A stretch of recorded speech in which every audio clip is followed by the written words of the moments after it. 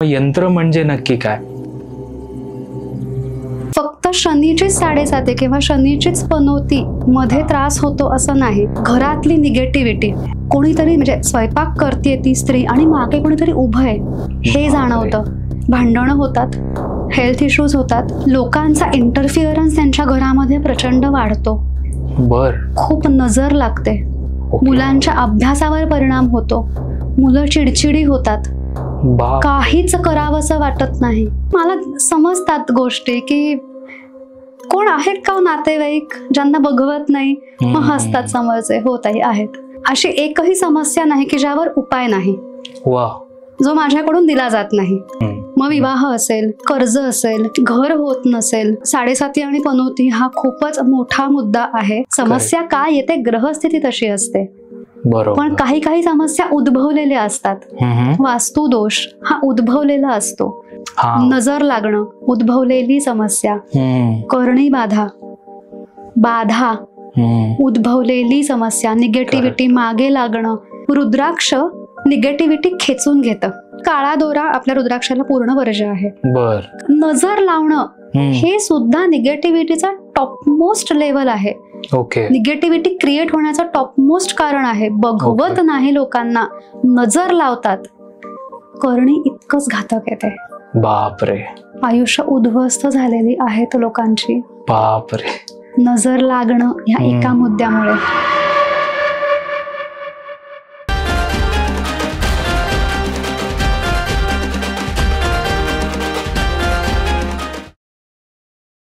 कॉस्मोस्टार media present sweet टॉक्सच्या आजच्या पॉडकास्टमध्ये तुमच्या सगळ्यांचं मनापासून स्वागत. आपण आजकाल बऱ्याच वेगवेगळ्या प्रकारचे पॉडकास्ट करतोय, ते तुम्हाला आवडत आहे, त्याचा खूप आनंद होतोय. आणि असाच एक वेगळा टॉपिक घेऊन आज आम्ही तुमच्यापर्यंत आलेलो आहे, ज्याच्यामध्ये यंत्र असेल, रुद्राक्ष असेल, फेस रिडिंग असेल, याचं सगळ्याचं आपण काय म्हणूयात एक कॉम्बिनेशन, मिश्रण करून आजचा आपला हा पॉडकास्ट असणार आहे. त्यामुळे मी जास्त काही बोलत नाही.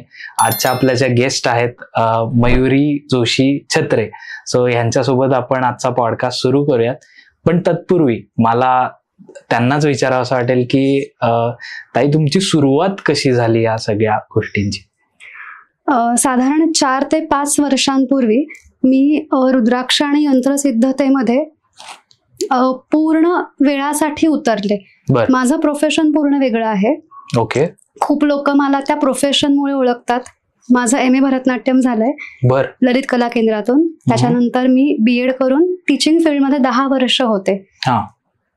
तर ते फील्ड चालू असतानाच मी यंत्रसिद्धता, रुद्राक्ष सिद्धता हे फार छोट्या प्रमाणात करायचे. अगदी जवळचे जे मोजके आहेत त्यांनाच फक्त हे माहिती होतं. मी तेव्हा उपाय देत नव्हते, पण प्रश्न बघून, आता मी सांगेन पुढे प्रश्न कसे बघायचे, काय करायचं, पण फेस रिडिंग तो प्रश्न बघून मी त्या उपासना माझ्या अगदी जवळच्यांना सांगायचे. कारण ही आवड खूप पहिल्यापासूनच होती. आणि याच्यामध्ये अजून एक गोष्ट आपण असं म्हणू शकतो की इंट्युशन बेस सगळं काम आहे. गोष्टी समजतात, दिसतात, जाणवतात. बापरे. आणि एखाद्याने समस्या सांगितली, पूर्वीपासून एखाद्याने प्रॉब्लेम सांगितला, तर का होतोय हा प्रॉब्लेम, त्याच्या आयुष्यामध्ये का निर्माण झालाय, ह्या गोष्टी कळतात. ह्या पूर्वीपासून समजतात. पण तेव्हा माझं प्रोफेशन पूर्ण वेगळं होतं आणि मी ठरवलेलं की काही वर्ष ह्या प्रोफेशन मध्ये यायचं नाही.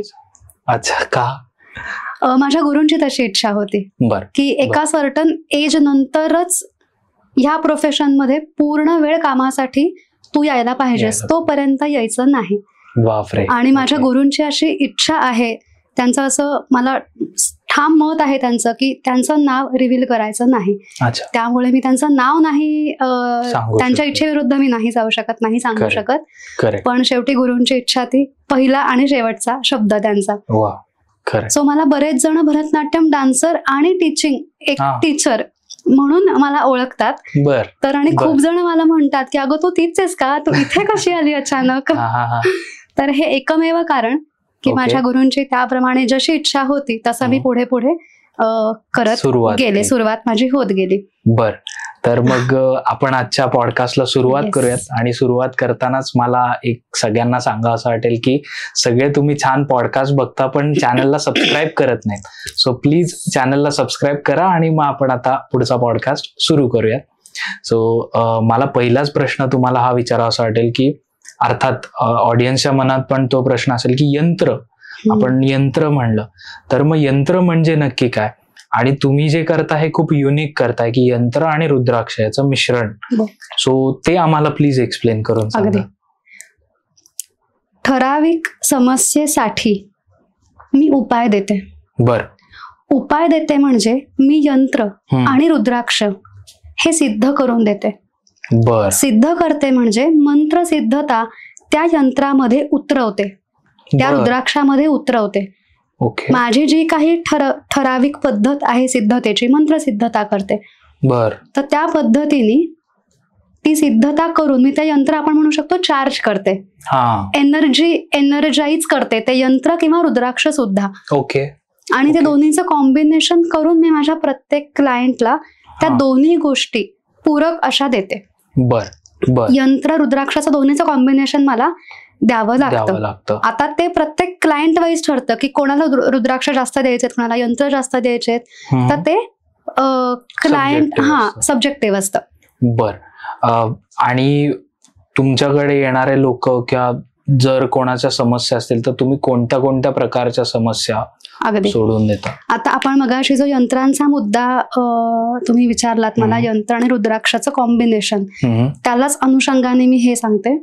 विवाहाचा प्रश्न असतो, लग्न ठरत नसतं, त्यासाठी मी रुद्राक्ष किंवा यंत्र किंवा दोन्ही हे देते. माझ्याकडे जवळजवळ 14-15 प्रकारची यंत्र आहेत आणि सर्व प्रकारचे रुद्राक्ष आहेत. ह्या सगळ्याचं कॉम्बिनेशन करून मी, आणि कसं होतं प्रत्येक व्यक्तीला एकच प्रश्न आहे असं नाही, मल्टिपल क्वेश्चन्स असतात. मग एका वेळेस एकच सोडवायचा तसं नाही, एका वेळेस 4 प्रश्नांचे सुद्धा मी त्यांना, समस्यांचे पण मी त्यांना उपाय देते. 1 बाय 1 करत त्या समस्या सुटतात. मग विवाह असेल, कर्ज असेल, घर होत नसेल, 7.5 आणि पनोती हा खूपच मोठा मुद्दा आहे. सध्या खूप उहापोह चाललाय की घाबरू नका, घाबरू नका, घाबरू नका. पण सगळ्यात महत्वाचा मुद्दा सांगू, फक्त शनीचीच 7.5 किंवा शनीचीच पनोती मध्ये त्रास होतो असं नाही. ज्या महादशा असतात, चंद्राच्या महादशेमध्ये ती व्यक्ती भयंकर इमोशनल होते आणि पैशाला खड्डा पडतोच पडतो. तिकडे शनी कुठे आला, तिकडे तर चंद्र आला, पण फरक पडला. राहूच्या महादशेमध्ये निर्णय हे चुकतात. कारण कळत नाही आपल्याला की नक्की का झालं. हे फक्त उदाहरण दिलं मी तुम्हाला, पण अशा अनेक गोष्टी आहेत की ज्या पुढे येत नाहीत किंवा समजत नाहीत लोकांना. पण एक स्टॅग्नंट आहे, एक फिक्स आहे की समस्या आहे. आज दुर्दैवाने अशी एकही व्यक्ती नाही की ज्याला समस्या नाहीये. माझ्या योगेश्वरीच्या कृपेने अशी एकही समस्या नाही की ज्यावर उपाय नाही, जो माझ्याकडून दिला जात नाही. आणि मी सिद्धता करते ही माझ्या योगेश्वरीच्या समोर, माझ्या घरात, माझ्या योगेश्वरीच्या समोर बसून. आता सिद्धता म्हणजे नक्की काय सांगते. मंत्र असतात, काही ठराविक मंत्र, ठराविक प्रोसेस असते. त्या प्रोसेसने ते मंत्र उच्चारून जो रॉ रुद्राक्ष आहे त्याच्यावरती सिद्धता केली जाते, तो चार्ज केला जातो. मंत्र सिद्धता की जो एनर्जाइज होतो, ऍक्टिव्हेट होतो, एनर्जाइज होतो. आणि मग तो साधारण रुद्राक्ष न राहता तो एक उपाय म्हणून पुढे येतो. आणि तो उपाय त्या क्लायंटकडे रुद्राक्षाच्या स्वरूपात किंवा यंत्रांच्या स्वरूपात पोहोचतो. आता जसं तुम्ही सांगितलं की विवाह रिलेटेड समस्या असेल, वास्तू रिलेटेड किंवा कर्ज रिलेटेड, घराच्या बाबतीतल्या गोष्टी, तर काही हेल्थ रिलेटेड फॅक्टर्स सुद्धा रुद्राक्ष किंवा यंत्रामुळे सॉल्व्ह होऊ शकतात. बरोबर, नक्की होतात. आता अगेन माझी कामाची पद्धत थोडी सांगते या प्रश्नाच्या अनुषंगाने. तुम्ही मला सांगितलं की मला हेल्थचे इश्यूज आहेत, माझं कारण असतं, सॉरी माझी पद्धत असते का. ओके. हेल्थ इश्यूज आहेत, का हेल्थ इश्यूज होत आहेत त्याला बरं. मल्टिपल कारणं असतात.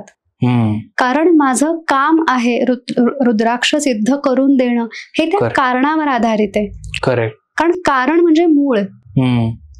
मूळ समजलं की तो प्रॉब्लेम सुटतोच. बरोबर. हेल्थ बरोबर. इश्यू आहे, मला सिद्धता करायची आहे. का करू सिद्धता, कशासाठी करू सिद्धता, ते Correct. मला कारण कळणं महत्वाचं आहे. करेक्ट. म्हणून माझा पहिला मुद्दा असतो की थांबा मला प्रश्न बघू दे. बर. हेल्थ इश्यूज आहे, थांबा मला प्रश्न बघू दे. प्रश्न बघ. माझ्या प्रत्येक क्लायंटला मी पहिलं वाक्य हे असतं माझं, हेल्थ प्रश्न. इश्यूज आहेत का, ओके मी प्रश्न बघते. प्रश्न बरं. बघते म्हणजे कारण बघते. ओके. त्याला मल्टिपल कारणं असतात. ओके. शत्रुपीडा हे कारण असू शकतं, नजर बाधा, नजर दोष हे कारण असू शकतं, कोणी करणी केलेली असते त्या व्यक्तीवर हे एक महत्वाचं कारण असू शकतं, बापरे. किंवा घरातली निगेटिव्हिटी. घरामध्ये काही काही व्यक्तींना प्रचंड जड वाटतं. कोणीतरी म्हणजे स्वयंपाक करते ती स्त्री आणि मागे कोणीतरी उभं आहे हे बापरे. जाणवतं, काळी बापरे. सावली दिसते. बापरे. ह्या अशा असंख्य गोष्टी आहेत हेल्थ इश्यूज निर्माण होण्यासाठी. ओके. किंवा स्वतःच्या तब्येतीकडे लक्ष न देणं, स्वभाव दोष. अच्छा. किंवा डाएट फॉलो न करणं, स्वभाव दोष. करेक्ट. हे सगळे दोष आहेत. प्रश्न बघू दे म्हणजे काय, मला दोष काय आहेत ते कळू दे. कळू दे. माझं काम दोषांवर आहे. फॉर एक्झाम्पल वास्तू दोष असेल, लिटरली लोकांना असं झालेलं आहे की ट्यूबलाईटचा प्रकाश कमी होतो लोकांच्या घरातला. बर. काळं काळं जाणवतं लोकांना. डल ज्याला म्हणतो. डल म्हणजे पूर्णच एकदम energy down, complete energy down. बापरे. बाहेर ती व्यक्ती, घराच्या बाहेर ती व्यक्ती एकदम हॅप्पी असते, घरात आल्यानंतर हातपाय धुवून बसली की काहीतरी घडतं, सुरुवात होते, जाणवतं, बोलता येत नाही, अनुभव येत असतो. दिसत काही नसतं पण तो अनुभव येत असतो. बापरे. मग याच्यामुळे भांडणं वगैरे पण होतात. याच्यामध्ये हेल्थ इश्यूज. हे बघा कसं आहे, पहिला मुद्दा, जिथे निगेटिव्हिटी आहे ना तिकडे निगेटिव्हच गोष्टी घडणार आहेत ना. निगेटिव्ह गोष्टींमुळे पॉझिटिव्ह गोष्ट घडतच नाही. करेक्ट. म्हणूनच आपले पॉझिटिव्ह उपाय त्यांच्याकडे जातात. अगदी बरोबर. मग आता निगेटिव्ह मुद्दे कुठले आहेत? भांडणं होतात, हेल्थ इश्यूज होतात, लोकांचा इंटरफिअरन्स त्यांच्या घरामध्ये प्रचंड वाढतो. बर. खूप नजर लागते, मुलांच्या अभ्यासावर परिणाम होतो, मुलं चिडचिडी होतात, काहीच करावंसं वाटत नाही, किंवा रिगरस कष्ट करून सुद्धा पैशाच्या स्वरूपामध्ये फळ मिळत नाही, किंवा हे सगळं छान चाललंय पण काहीतरी चुकल्यासारखं होतंय, सॅटिस्फॅक्शन मिळत नाही. त्या व्यक्तीला, त्या स्त्रीला किंवा पुरुषाला सुद्धा स्वयंपाक करावासा वाटत नाही, किंवा केलेला स्वयंपाक वाया जातो. अशी बरीच उदाहरणं आहेत की ताई मी बनवते स्वयंपाक पण बनवल्यानंतर कोणी खातच नाही, भुका जातात लोकांच्या. हे ह्या ज्या निगेटिव्ह गोष्टी आहेत ना त्या निगेटिव्हिटीमुळेच घडतात. आणि एक महत्वाचा मुद्दा, निगेटिव्ह गोष्टी किती घडायच्या ह्याला टाइम लिमिट, हे नाहीये, टाइम लिमिट तर नाहीच आहे पण त्याला लिमिट नाहीये. पर्सेंटेज, किंवा 2च निगेटिव्ह गोष्टी घडल्या असं दुर्दैवाने होत नाही, 2च्या मल्टिपल होतात. 2च्या 4, 4च्या 8. आणि मग येते ती नकारात्मकता, डलनेस, काहीच करावंसं वाटत नाही. आता हे का होतं तर मगाशी मुद्दा सांगितला, शत्रुपीडा. दुर्दैवाने आपल्या घरातलेच बरेचदा शत्रू असतात. हे मान्य करा नाही तर करू नका. जेव्हा 1 to 1 लोकांशी बोलते ना आणि मला समजतात गोष्टी की कोण आहेत का नातेवाईक ज्यांना बघवत नाही, मग हसतात समोरचे, हो ताई आहेत. मग मी म्हणते आता बोला, कारण तिथे मूळ कळलं ना मला. अगदी बरोबर. शत्रुपीडा आहे, नजर लागणं आहे, किंवा फोटोज टाकले सोशल मीडियावर, स्टेटस ठेवलं, हे कारण वेगवेगळी आहेत पण दोष फार मोजके असतात. वास्तुदोष असेल बर नजर दोष असेल, बर आता म्हणजे तसं शत्रुपीडा असेल, कोणीतरी काहीतरी केलेलं असेल, करेक्ट. न बघवणं, घोकणं हे असेल, मग सोशल मीडियावर फोटो टाकणं बंद करायचं का? अवघड आहे. एक्झॅक्टली. आवड आहे ना ती, छान वाटतं, छान राहायला आवडतं, करेक्ट. 4 चौघांमध्ये प्रेझेंट व्हायला आवडतं, मग ते बंद करायचं का? नाही. मग उपाय घ्या आणि आहे ते चालू ठेवा. वा वा. पण मग आता जसं तुम्ही सांगितलं की घरामध्ये डलनेस किंवा घरामध्ये नेगेटिव्हिटी असेल, वास्तुदोष असेल, तर मग घरात सुद्धा रुद्राक्ष वगैरे असं ठेवू शकतो की त्याच्यासाठी यंत्रच असतं? हो, सांगते. प्रत्येकाचा प्रश्न बघून, हा खूप सब्जेक्टिव्ह मुद्दा आहे. बर. प्रत्येकाचा प्रश्न बघून मला ते ठरवावं लागतं. बर. हे संपूर्णतः मी ठरवते. मी सांगते सुद्धा क्लायंटला की मला तुम्हाला हे उपाय द्यावे लागणार आहेत बरं का, इतकी यंत्र आणि इतकी रुद्राक्ष. बर. हे मला ठरवावं लागतं. ओके. आता मुद्दा असा आहे त्याच्यामध्ये की किती वास्तुदोष, किती प्रमाणात आहे, पर्सेंटेज काय आहे त्याचं. मग यंत्र पण द्यायचंय, रुद्राक्ष पण द्यायचं आहे का, दोन्हीपैकी एक देऊन काम होणार आहे. बर. आणि वास्तूसाठी जे मी यंत्र देते, आता समजा माझ्याकडे एक XYZ क्लायंट आले की ते सर आले माझ्याकडे की बायको आणि माझ्यामध्ये खूप भांडणं व्हायला लागलेत बरं का रिसेंटली आता, आणि कारण कळत नाहीये.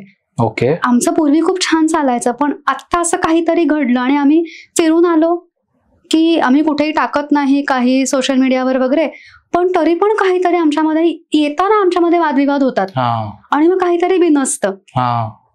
मग मी म्हणते ओके, प्रश्न बघते. तिकडे समजा कळला मला त्यांचा मुद्दा की वास्तुदोष हा मुद्दा आहे, तर मग जे यंत्र किंवा रुद्राक्ष किंवा दोन्ही जे मी देते ते संपूर्ण कुटुंबासाठी असतं. अच्छा. ओके. त्या घरामध्ये राहणाऱ्या प्रत्येक सदस्यासाठी मला सिद्धता करून मी ते चार्ज करून देते. ते फक्त सब्जेक्टिव्ह नसतं. मुलं पण असतात त्यांचे, सासू सासरे पण असतात, ते दोघं नवरा बायको असतात. संपूर्ण घराची एनर्जी पॉझिटिव्ह करण्याचं काम ते उपाय करतात. Okay okay. पण मग समजा जसं तुम्ही घरासाठी दिलं, सो त्याच्यासाठी मग घरातला जो कर्ता पुरुष असेल किंवा स्त्री असेल, सो त्यांचं काय जन्मदिवस, रास वगैरे असं ह्याच्याशी काही घेणं देणं असतं की? सांगते.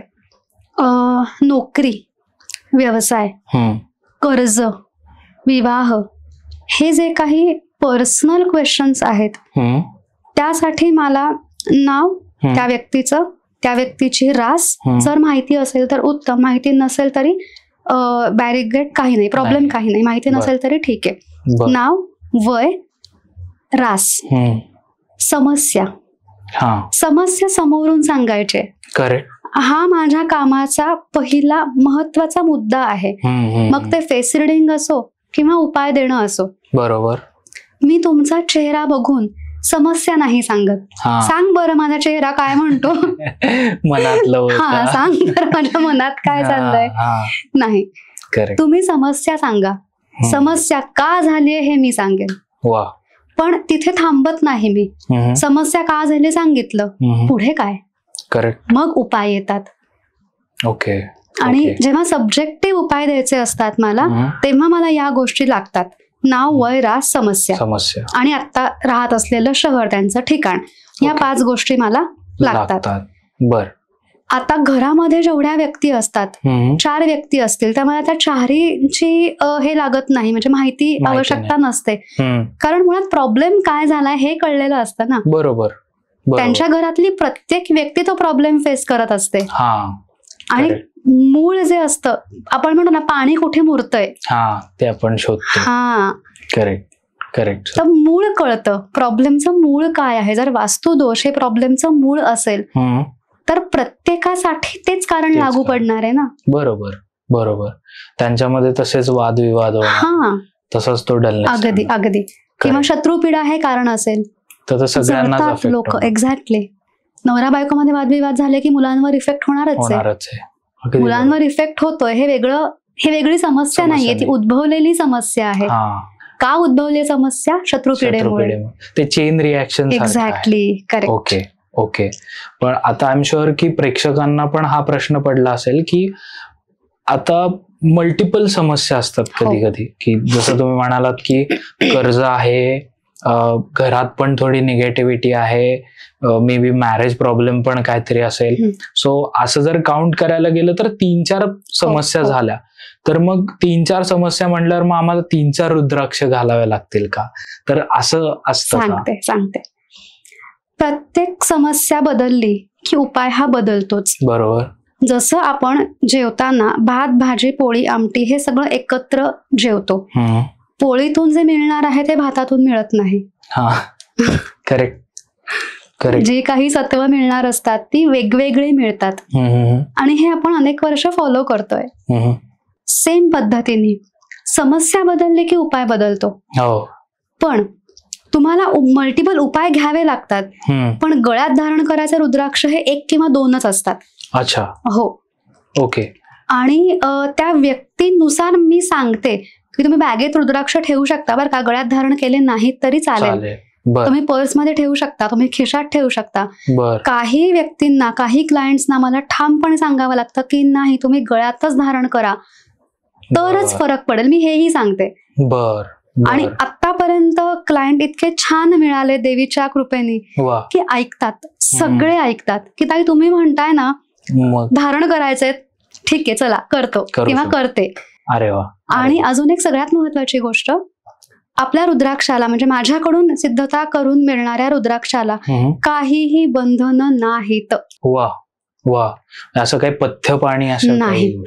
3च गोष्टी त्याच्यामध्ये आहेत. रात्री झोपताना कंपल्सरी काढून ठेवायचा.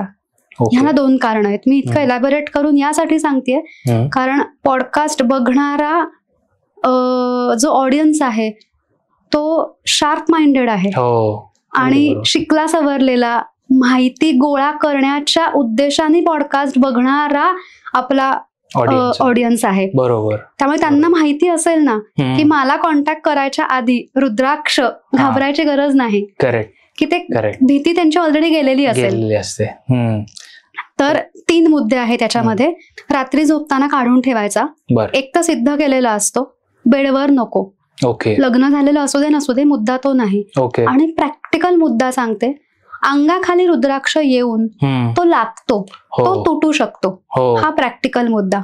बरोबर. एक आध्यात्मिक मुद्दा, एक प्रॅक्टिकल मुद्दा. करेक्ट. हे 2 रात्री झोपताना काढून ठेवायचा. दुपारी झोपणार असाल झोपताना काढून ठेवायचा. कुठे काढून ठेवायचा? साईड टेबलवर काढून ठेवायचा. बेस्ट. देवघरातच ठेवायला पाहिजे असं नाही. उलट मी सांगते की देवघरात ठेवू नका. सकाळी आंघोळ झाली, देवपूजा केली सुचिरभूतपणाने की आपण 4 ठिकाणी बाहेर जाऊन येतो. परत तुम्ही देवाच्या इथे न जाणं चांगलं. अगदी बरोबर. तुम्ही साईड टेबलवर वाटीमध्ये ठेवा, फ्रीजवर ठेवून द्या. विथ रिस्पेक्ट तो काढा, नमस्कार करा आणि ठेवून द्या.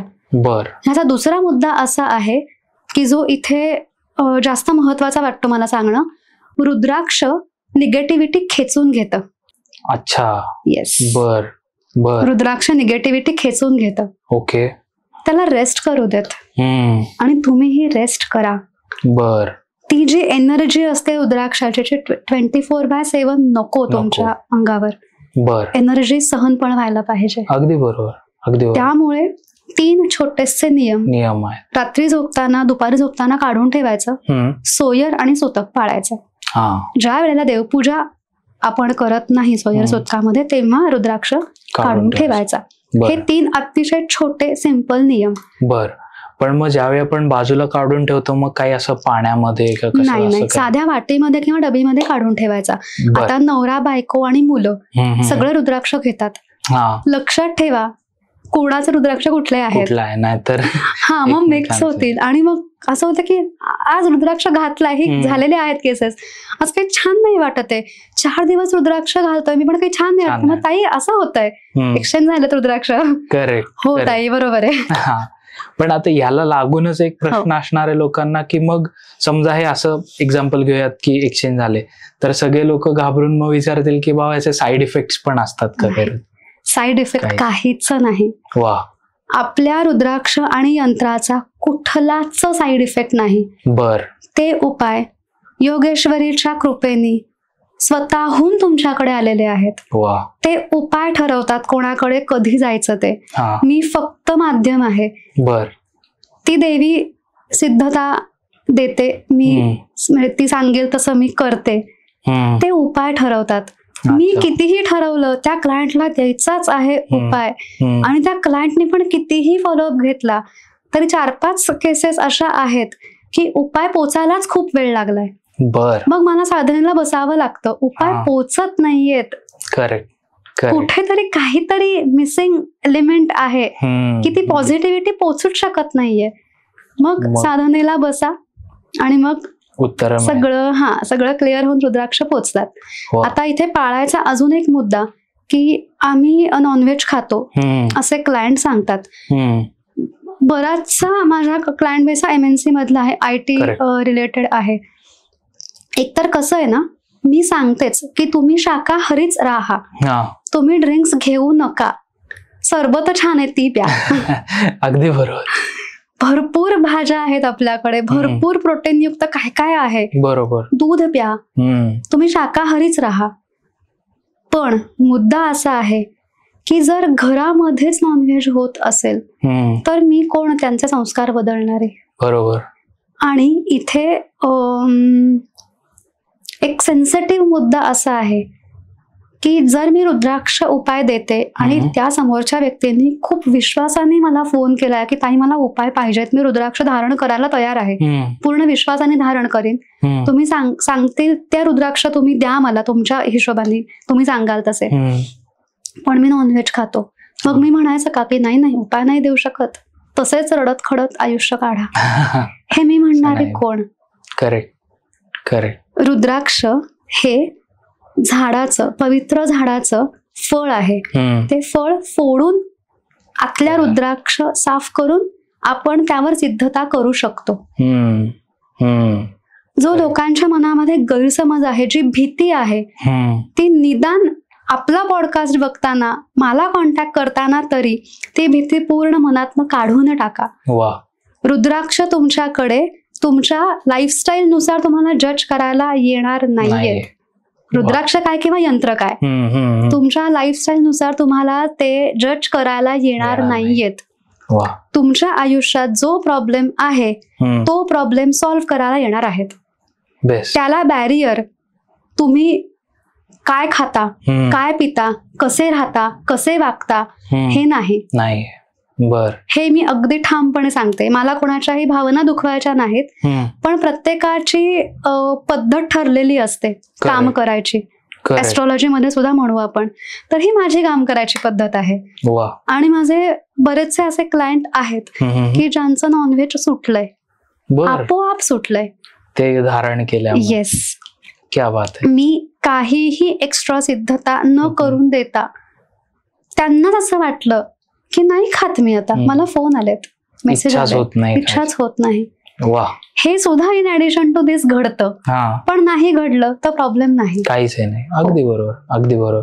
म्हणजे आय एम शुअर सगळ्यांना आतापर्यंत खूप छान वाटत असणार आहे की आय होप मी तुमचे जे मनातले प्रश्न आहेत ते विचारतोय आणि त्यालाच लागून पुढचा प्रश्न विचारावा असं वाटेल की आता रुद्राक्ष तुम्ही दिलं की मग प्रश्न हा पडतो की मग ते तुम्ही धारण करायला जर सांगितलं असेल तर ते कसं धारण केलं पाहिजे. कारण की 2-3 त्यात गोष्टी असतात की मग ते लाल दोऱ्यात घालू, चांदीच्या ह्याच्यात घालू, सोन्याच्या ह्याच्यात घालू, किंवा काही जण तुळशीची माळ घालतात, मग त्याच्यात तो लावला तर चालेल का? तर मग त्याबद्दल तुम्ही सांगते. पंचरंगी धागा मी सरसकट सांगते लोकांना. पंचरंगी धागा, या धाग्यामध्ये रुद्राक्ष, या दोऱ्याची जी गाठ असते ती सुटत नाही. लाल, एक तर काळा दोरा आपल्या रुद्राक्षाला पूर्ण वर्ज्य आहे. काळ्या दोऱ्यामध्ये रुद्राक्ष घालायचे नाही. काही लोकांना काळा दोरा म्हणजे हे पण होत नाही, लाभत नाही, त्यामुळे सरसकट काळा दोरा नको. कलावा जो असतो ना, बरेचदा असं होतं की ती गाठ सुटते आणि रुद्राक्ष पडून जातात. सो पंचरंगी धागा बऱ्याचदा मी पाठवते माझ्याकडून लोकांना. कधी असं होतं की माझ्याकडे दोरे संपलेले असतात पण घाई असते. पंचरंगी धागा हा कुठेही सहज अवेलेबल होणारा गोष्ट आहे. त्याच्यानंतर चांदीच्या ज्या चेन मध्ये पण चालतं आणि सोन्यामध्ये पण चालतं. पण पंचरंगी धाग्यात रुद्राक्ष घाला, सोन्यात घाला नाहीतर चांदीत घाला, इफेक्ट सेम. कारण सिद्धता महत्वाची. करेक्ट. चांदीत Correct. सोन्यात घातल्यानंतर पटकन इफेक्ट मिळेल असं होत असं नाही. काही नाही. असं काहीच नाहीये. बर आणि आपला रुद्राक्ष हा छातीपर्यंत खाली पाहिजे बर बर. कंपल्सरी. ओके, म्हणजे काही काही लोकांच्या अगदी पार वरती असतात तेवढे. आपल्याला रात्री झोपताना काढून ठेवायचा आहे ना तो. हा हा. सो त्यामुळे तो घालता घालता सोपं- हे यायला पाहिजे आणि बर. इथे पाहिजे, हृदयाच्या जवळ पाहिजे. बर बर. आता पुढे जाताना मला हे विचारावं असं वाटेल की तुम्ही कसं वेअर करायचं वगैरे हो. सांगितलं, तुम्ही कसं पाठवता हे पण सांगितलं हो. की त्यासोबत दूर आहे तो. आता आपले काही सबस्क्रायबर्स आहेत जे आउट ऑफ इंडिया पण पॉडकास्ट बघतात. बरोबर. मग त्यांना जर हे तुम्ही जर उपाय सांगितले ज्याच्यामध्ये रुद्राक्ष किंवा यंत्र असेल तर तुम्ही त्यांना पण हो. Out of India. एक गोष्ट इथे सांगते, मी पूर्ण हे ऑनलाईन करते. ओके मी अजूनपर्यंत ऑफलाईन केलं नाहीये. ओके. आणि मुलगा लहान आहे माझा, 4.5 वर्षाचा. त्यामुळे घरातलं आणि मी सिंगल हँडेडली हे सगळं म्हणजे क्लायंटच्या कॉल पासून ते रुद्राक्ष पाठवेपर्यंत आणि यंत्र किंवा रुद्राक्ष पाठवेपर्यंत आणि पाठवल्यानंतर त्यांना मिळाल्यानंतर ते कुठे कुठे प्लेस करायचं बर हे सांगून त्याच्या पुढे हा की काय फरक पडलाय, कसा फरक पडलाय, किती फरक पडलाय आणि समस्या सुटेपर्यंत मी एकटी सिंगल हँडेडली हे करता. बघतीये. हा, म्हणजे one man army. One man. Okay okay. One woman army. हा, ऍक्च्युअली वन वुमन आर्मी. हा. त्यामुळे मला ऑफलाईन करणं खरोखरच पॉसिबल होत नाही. हम्म. आणि जे मी फेस रिडिंग करून किंवा फोनवर सांगू शकते हा ते इनफ आहे. आतापर्यंत मी ऑनलाईनच केलं. मी छान बबल रॅप करून ते सगळे यंत्र, रुद्राक्ष, माझे जे वा. काही जुने क्लायंट आहेत ज्यांना उपाय गेलेले आहेत हम्म. ते सांगू शकतील की पॅकिंग उत्तम येतं, कारण ती बर. काळजी मला घ्यावी लागते. बर बर. सो तसं तुम्ही तसं ते पाठवू एनव्हलप शकता. मध्ये घालून पाठवते. बर. मग पुण्यातले असोत, पुण्यातल्या बाहेरचे असोत, हम्म. आउट ऑफ महाराष्ट्र किंवा आउट ऑफ इंडिया असो. इंडिया असो. बरेचदा असं होतं की तिकडे जाणारी लोक येतात, नातेवाईक हम्म. वगैरे, मग मी हम्म. नातेवाईकांकडे पाठवते आणि मग ते घेऊन जातात. घेऊन जातात. किंवा मग DTDC किंवा कुरिअर Courier कंपनीने option फक्त जे आउट ऑफ इंडियाचे आहेत त्यांना फक्त ते मॅनेज करावं लागतं हम्म. की मी नेऊन देईन, हा पुढे त्यांचं त्यांना बघावं लागतं आणि करतात. म्हणजे आउट ऑफ हो. इंडिया वाले लोक छान तसं मॅनेज आहे. करतात की ताई या दिवशी द्याल का रुद्राक्ष, हा XYZ पर्सन येणार आहे, हा. ते होतं मग त्यांच्या मॅनेज. through हा, त्यांच्या होतं. थ्रू ते घेऊन जातात. बर. आता काही लोकांकडे पहिल्यापासून रुद्राक्ष असतात. हो. म्हणजे काही लोक आता वाराणसी इकडे तिकडे बरोबर. गेल्यावर तिथं मांडून बसलेले असतात, अगदी, त्यातलं अगदी. कोणतरी आणतं रुद्राक्ष. बरोबर. तर तुम्ही हे पण सांगता का की एखाद्याने समजा ते समस्या घेऊन आलेत आणि त्यांनी सांगितलं होतं हे आमच्याकडे आहे बरं का हो रुद्राक्ष, हो. मग ते फोटो पाठवतात, मग त्याच्यावरून तुम्ही सांगू शकता की हे त्यांच्यासाठी योग्य आहे किंवा अयोग्य आहे असं? इथे परत मुद्दा येतो सिद्धतेचा. हा. सगळं काम हे सिद्धतेवर आहे. मग तो रुद्राक्ष असो, ते यंत्र असो. बर. त्यामुळे मला ती सिद्धता करूनच माझ्याकडचे रुद्राक्ष द्यावे लागतात. द्यावं लागतं. कारण त्या क्लायंटसाठी, त्या व्यक्तीसाठी, त्या प्रॉब्लेमसाठी, का प्रॉब्लेम झालाय ह्या कारणापासून मला सिद्धता करावी लागते. हा. आणि असे बरेच क्लायंट आहेत की ताई रुद्राक्ष आहे माझ्याकडे पण तुम्ही पाठवा. बर. मग आधीच्या रुद्राक्षाचा मी करू काय, मी तो प्रश्न बघते. पण हा प्रश्न कधी बघते जेव्हा त्यांना रुद्राक्ष पाठवायचा असतो असेल तर. किंवा माझा रुद्राक्ष किंवा माझे उपाय त्यांच्याकडे जातात त्या क्लायंटकडे. मग त्या रुद्राक्षाचं काय करायचं. हा. बरेचदा असं होतं की तुम्ही त्यांना सांगते की रुद्राक्ष तुम्ही देवघरात ठेवा, बर. किंवा समोरून कधी कधी म्हणतात की ताई मग विसर्जन करू का. मग त्यांना सांगते की चालेल, शुभ दिवस बघा, नमस्कार करा, विनंती करा आणि विसर्जन केलात तरी चालेल. पण तो विसर्जन मग कुठे करायचं? बाहेर नदीमध्ये केलेला चालतो. ओके. तर मयुरीजी, आता आपण जे बोलत होतो, आता बरंच आपण रुद्राक्षावर बोललो, यंत्राबद्दल तुम्ही सांगितलं, पण असे कुठल्या कुठल्या प्रकारचे यंत्र आहेत किंवा कुठल्या कुठल्या प्रकारचे रुद्राक्ष आहेत की जे आम्हाला म्हणजे तुम्हाला प्रेक्षकांना सांगावंसे वाटते? मी ज्या पद्धतीची यंत्र देते, माझी जी यंत्र असतात ती 2x2चा स्क्वेअर असतो. ओके. 2D यंत्र असतात आपली. ओके. छोटीशी अशी तांब्याची यंत्र. आणि त्याच्यावर विशिष्ट पद्धतीने प्रॉब्लेमनुसार म्हणजे समस्येनुसार ते यंत्र बनवलं जातं. बर. त्या तांब्यावर एम्बॉसिंग केलं जातं. बर. ते जे अक्षर असतात, श्लोक असतात, आकडे असतात, ते त्या त्या पद्धतीने कोरून ते प्रत्येक यंत्र बनवलं जातं. ओके. त्यामुळे आपण म्हणू शकतो की युनिक यंत्र आपल्याकडची आहेत. आता याच्यामध्ये विवाह यंत्र आलं, वास्तुदोष निवारक यंत्र आलं. हम्म. पती पत्नी मधील भांडणं जाण्यासाठी आणि त्यांचं छान एकमेकांमध्ये प्रेम निर्माण होण्यासाठी पत्नी मत परिवर्तन हा. किंवा पती मनपरिवर्तन ही यंत्र आली. बर. वास्तुदोषासाठी, वास्तुबाधा किंवा जी निगेटिव्हिटी घरामध्ये जाणवते ती ब्रेक होण्यासाठी, पूर्णतः ब्रेक होण्यासाठी, बर. पूर्णतः निघून जाण्यासाठी नवनाथ यंत्र आलं. ओके. अशा ओके. प्रकारची यंत्र आहे. आपल्याकडे आहेत आणि प्रत्येकाची सिद्धता वेगळी असते. हा. त्या त्या व्यक्तीसाठीची सिद्धता वेगळी असते. बर. यंत्राची सुद्धा आणि रुद्राक्षाची रुद्राक्ष. सुद्धा. रुद्राक्षामध्ये 2 मुखी, 5 मुखी, 6 मुखी, 7 मुखी, सरस्वती रुद्राक्ष बर. असे रुद्राक्षाचेही प्रकार आहेत, यंत्रांचेही प्रकार आहेत. हम्म. मी त्या व्यक्तीसाठी त्या समस्येनुसार, कारणानुसार यंत्र आणि रुद्राक्ष सिद्ध करून देते. हा. मी हे सिद्धता आधी केलेली नसते, ओके. कारण कारणच माहिती नसताना कोणासाठी नाव, वय, रास, समस्या, कारण ह्याच 5 गोष्टींनुसार मी ते सिद्ध करून देते. आता एक मुद्दा याच्यामध्ये असा आहे, यंत्र की रुद्राक्ष का दोन्ही? हा. करेक्ट. आता काय होतं, तुम्हाला सेम उदाहरण देते मी.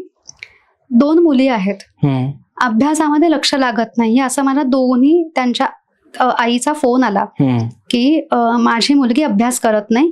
एचा फोन आला, बीचा फोन आला, माझी मुलगी अभ्यास करत नाही. ओके. म्हटलं प्रश्न बघते. एकीचं कारण असं होतं की वास्तुदोष आहे, म्हणून निगेटिव्हिटीमुळे मगाचा जो मुद्दा होता की अभ्यासात लक्ष लागत नाही मुलांचं, कारण काय? वास्तुदोष.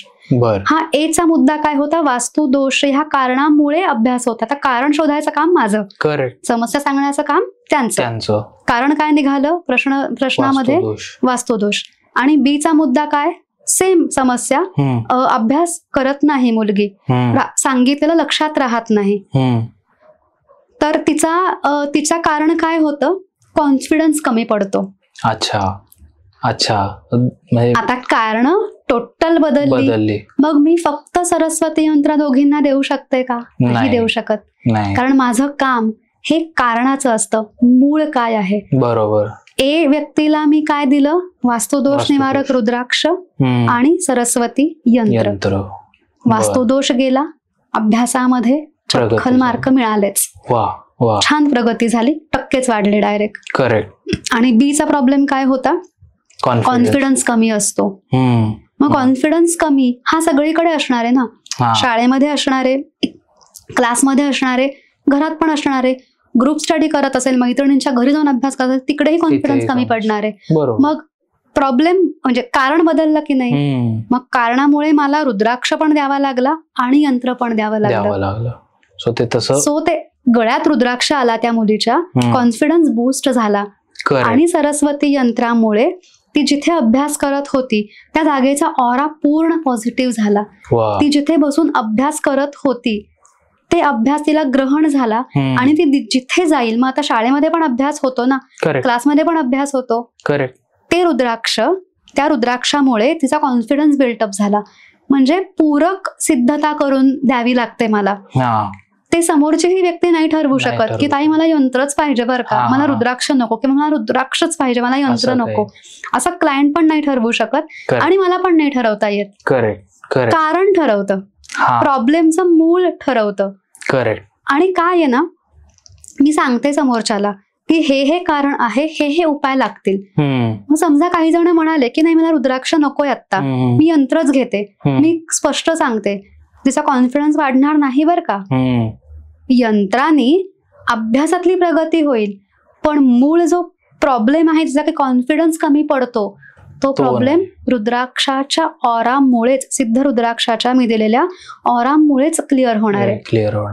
म्हणजे फॉर एक्झाम्पल जर कोणी आता आपला पॉडकास्ट बघून तुमच्यापाशी आलं आणि म्हणलं की माझं लग्न ठरत नाहीये, मला विवाह यंत्र द्या, तर असं होत नाही. जे त्यांचे कारण असेल का जे प्रश्न असतील त्याच्यावर ठरतं, आणि ते तुम्ही नाही ठरवत, जे तुम्हाला गुरूंच्या आज्ञेने किंवा देवीच्या आज्ञेने त्याप्रमाणे सुद्धा. आणि त्या व्यक्तीचा प्रश्न बघितल्यानंतर माझा सगळा फोकस हा माझा पहिला हॅलो म्हटल्यानंतर, हॅलो ताई असा अशी समस्या आहे, बर मी प्रश्न बघते, मला प्रश्न बघू द्या. माझा पहिला कॉल हा प्रश्नाचा असतो, माझ्यासाठीचा. प्रश्न बघितल्यानंतर मला कारण कळतं, मी त्या कारणासाठी उपाय देते. बरोबर. विवाहासाठी उपाय देईन. एक्झाम्पल, विवाह यंत्र द्यायचंय. विवाह यंत्राचा 2 यंत्रांचा सेट येतो. आता ते मी नंतर सांगेन. ताई, लग्न ठरत नाहीये बर का ग लग्न ठरत नाहीये? मला प्रश्न बघू दे. शत्रुपीडा आहे, बघवत नाहीये लोकांना तुझं चांगलं झालेलं आहे का ग असं कोणी नातेवाईक? होत आहे.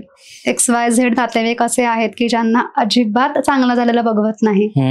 मग मी तिला विवाह यंत्राबरोबर किंवा विवाह रुद्राक्षाबरोबर मला कंपल्सरी शत्रुपीडेचं पण यंत्र किंवा रुद्राक्ष आपण उपाय म्हणू द्यावाच लागतो. बरोबर. कारण विवाह ठरणार कसा?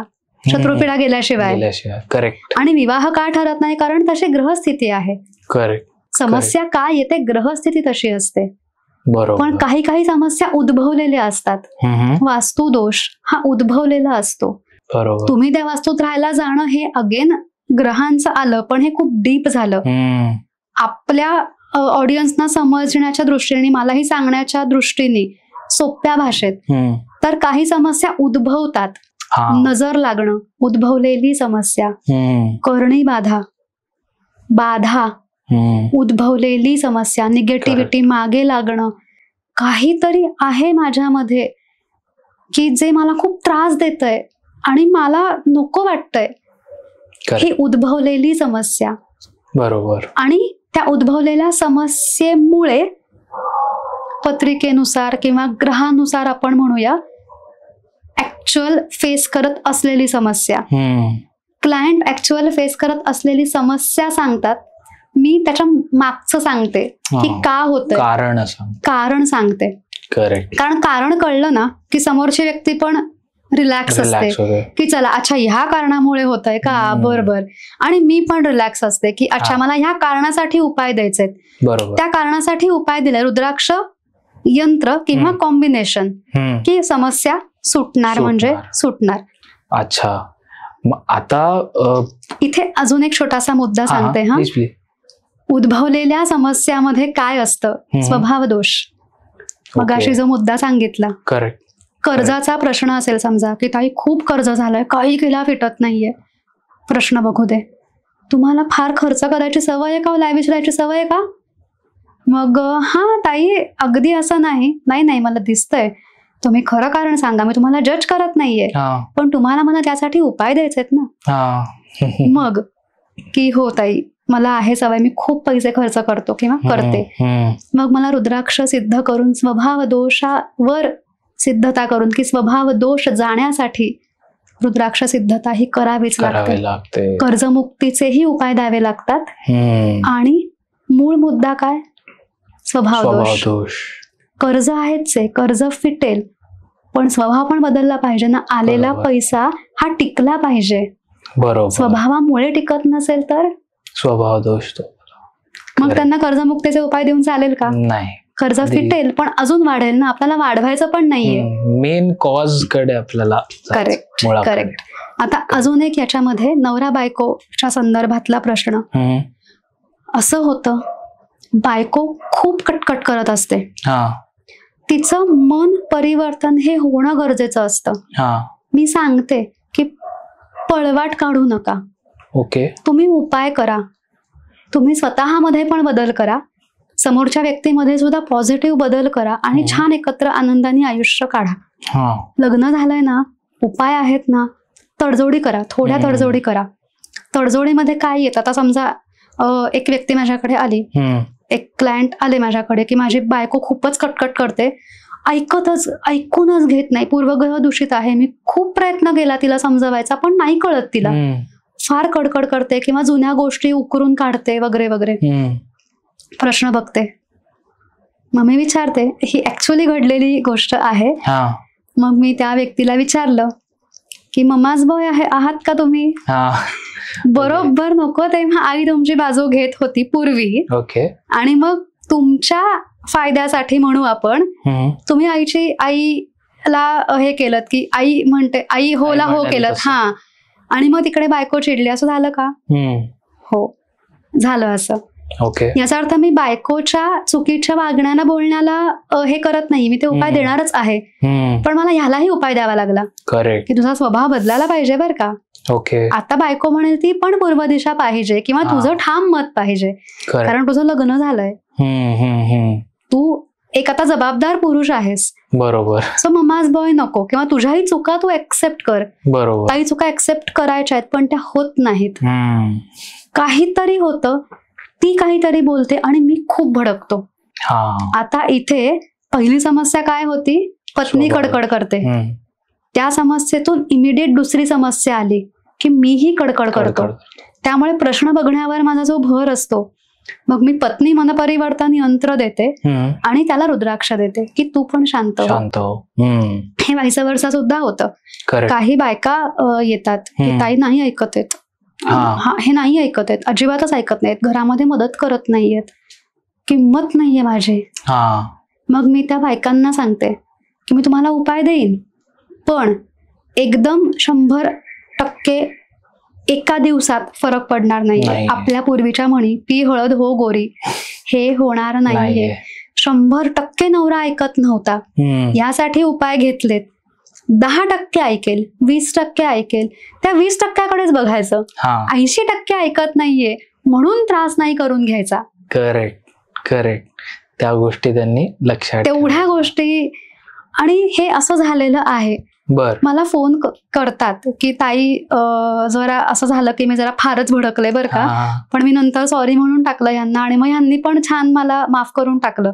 आता 50% आमच्या नातं सुधारलंय आणि आता मलाही कळलंय की माझं कुठे चुकतंय. हे रुद्राक्ष उपायांनी होतं, कारण रुद्राक्ष आपल्या इथे असतो ना. बरोबर. हार्ट चक्राच्या इथे.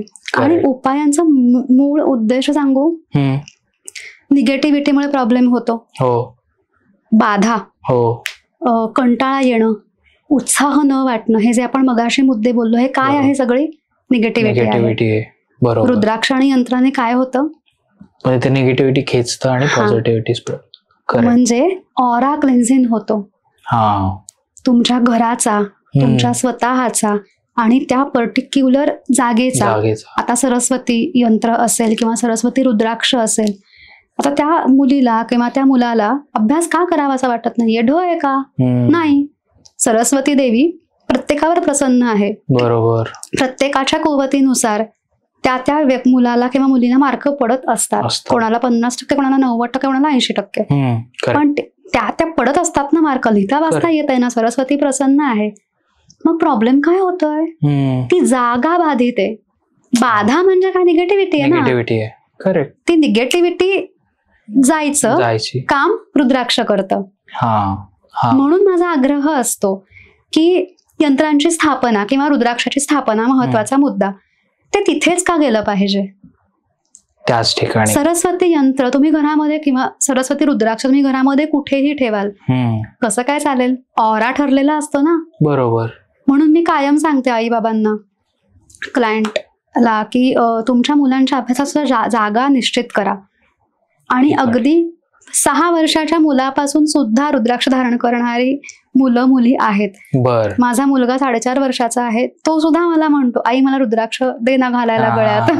असं काही एज लिमिट काही नाही. बर. आता काही म्हणजे आपल्या सबस्क्रायबर्स जे आहेत ह्या मोस्टली महिला आहेत, आणि त्यांचा कधी कधी असे प्रश्न असतात की आमचे जे मिस्टर आहेत कधी कधी त्या या गोष्टींवर विश्वास ठेवत नाही, तर मग आम्ही त्यांना कसं रुद्राक्ष घालायला द्यायचं. बरोबर. अशा वेळी ते काय करू शकतात. बरोबर. आता इथे परत सब्जेक्टिव्ह मुद्दा आहे. तुम्ही काय समस्या घेऊन आलेला आहात माझ्याकडे. समजा एखादी स्त्री माझ्याकडे आली की मिस्टरांना नोकरी लागत नाहीये माझ्या, पण त्यांचा विश्वास नाहीये, मग ताई काय करू. मग मी पहिलं काय सांगते की तुम्ही मिस्टरांना कन्व्हिन्स करायचा प्रयत्न करा. कारण आपला सब्जेक्टिव्ह उपाय आहे. पत्नीला उपाय देऊन पतीला नोकरी लागणार नाहीये, बायकोला उपाय देऊन नवऱ्याला नोकरी लागणार नाहीये. मग मी काय सांगते की कन्व्हिन्स करा, की नाही ताई नाही कन्व्हिन्स होते, मग पती मन परिवर्तन यंत्र घ्या, कारण तुम्ही खूप चांगली गोष्ट करताय. बरोबर.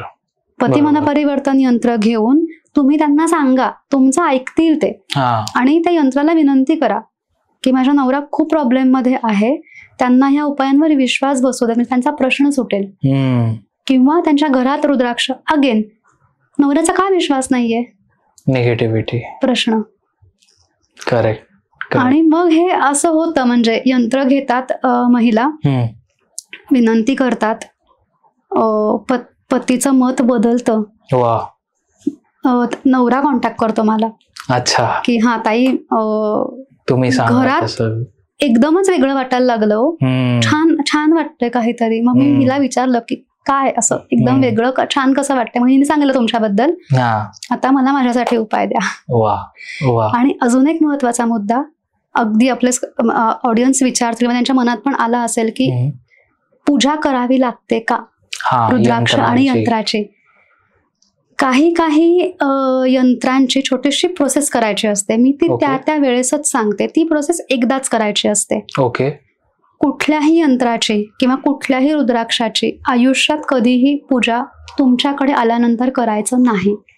हे मात्र ठामपणे. आता रुद्राक्ष मी देवघरात ठेवायला देते, हळदी कुंकू फुलं अक्षता वाहायच्या नाही, नुसतं फक्त ठेवा आणि नमस्कार करा आणि विनंती करत राहा. ते तुमच्यासाठी आलंय, तुमचा प्रॉब्लेम सॉल्व्ह करायला. सो तुम्ही त्यांच्याशी कनेक्ट व्हायला पाहिजे. करेक्ट. ते व्हायब्रेशन्स पाठवतात. करेक्ट, व्हायब्रेशन्स पाठवतात. वा. त्यामुळे आपलं रुद्राक्षाची यंत्राची कुठलीही पूजा करायची नसते. पहिला मुद्दा. आता दुसरा मुद्दा ऑडियन्सला असा पडला असेल की हे किती वर्ष चालतं, किती महिने चालतं, परत तुमच्याकडे येऊन चार्ज करावं लागतं का? नाही. एकदा सिद्धता करून दिला रुद्राक्ष किंवा यंत्र, तो उपाय त्या व्यक्तीकडे जितका जुना तितका प्रभावी. कारण निगेटिव्हिटी खेचण्याचं काम करते. करेक्ट. आणि अगेन सिद्धतेमध्ये ही ताकद असते. किती निगेटिव्हिटी खेचू शकतो? 100%. कधीपर्यंत? टाइम लिमिट नाही. वा. म्हणजे टाइम लिमिट नाही. पण एकदा सिद्ध केलं यंत्र किंवा रुद्राक्ष चेंज कधी करावा लागतो? तो तुटला तर. पण आजपर्यंत तुटला नाहीये कुठला रुद्राक्ष, कारण सगळे मी घेताना प्युअरच बघून घेते. तसे घेता? हो, तेच बघून घेते. बाहेर इकडे तिकडे जाऊन घेण्यापेक्षा जर तुम्हाला कॉन्टॅक्ट करून त्यांच्या प्रश्नाप्रमाणे जर त्यांना मिळालं तर अगदी. आता हा एक मुद्दा असतो की मी तुम्हाला माझ्याकडचा रुद्राक्ष आणून देऊ का? तर नाही, कारण व्हायब्रेशन्स मॅटर करतात. करेक्ट. आणि मला बघावं लागतं की मी ज्यांच्याकडनं रुद्राक्ष घेते ते प्युअरच देतात मला. बरोबर. आणि तुम्ही मला देणार, मग मी तो बघणार, मग व्हायब्रेशन्स, मग कधी सिद्धता करू, मग कधी 10 क्लायंटचे कॉल निघून जातात. बरोबर. सो हे मी करत नाही. मी माझ्याकडचेच रुद्राक्ष आणि माझ्याकडचीच यंत्र तुमच्या प्रॉब्लेमसाठी सिद्धता करून देते. आणि एका वेळेस 4 प्रॉब्लेम असतील, मी 4हीसाठी उपाय देते. 4ही प्रॉब्लेम टप्प्याटप्प्याने सुटतात.